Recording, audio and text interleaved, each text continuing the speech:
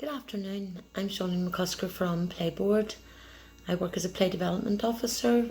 I've been there for over 13 years now, and the core of my work has been with primary schools, doing a programme that was originally called Positive Playgrounds.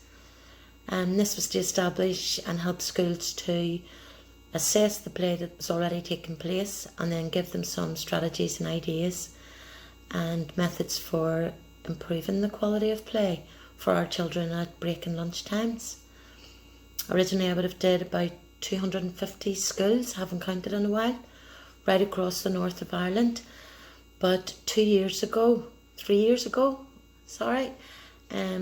created a new programme called the TOPS programme, which was a quality award for schools for their play at break and lunch times, and it stands for taking outdoor play seriously.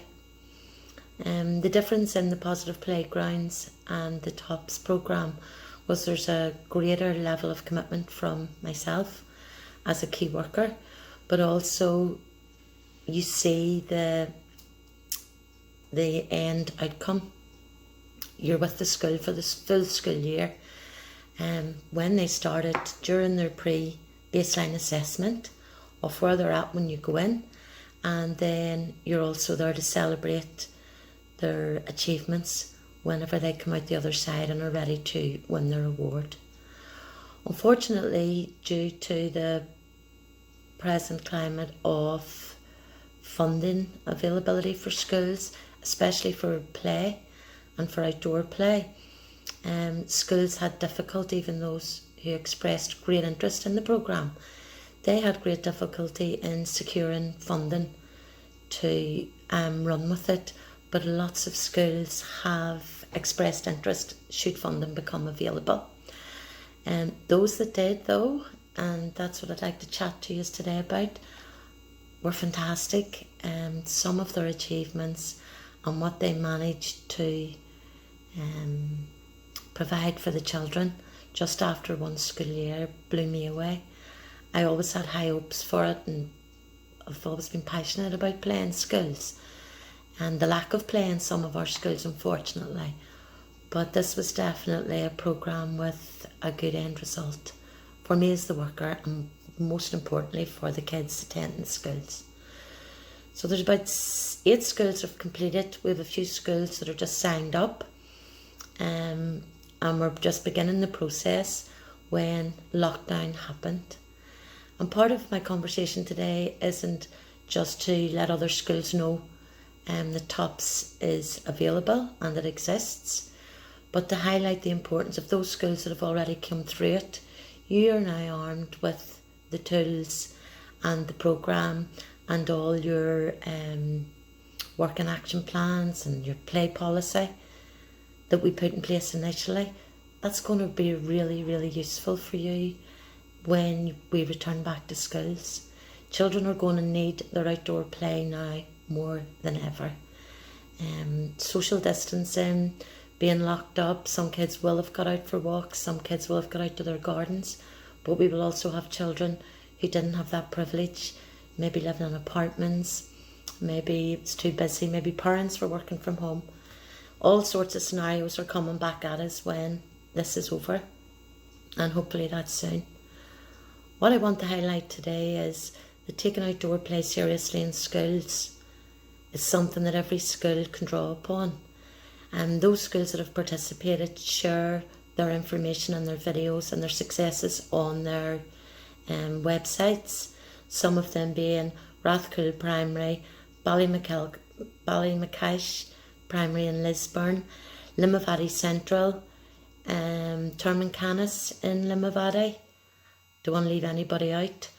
Holy Evangelists up in Twinbrook, Kings Park in Newton Abbey. And I think that's them all. There are some that still haven't completed, but we'll be just moving forward once we're back at it. So what's it all about? You're probably thinking. It was about our schools play. There's no legislation for playing in schools. There's not even a time that's an agreed time. It's up to the discretion of schools themselves. So my findings in working with schools through the positive playgrounds would have been that some schools would have 10 minutes, some schools would have 20.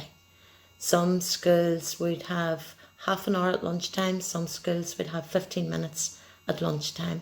And all these differences in practice would most definitely impact on the quality of play that children were receiving during their school day.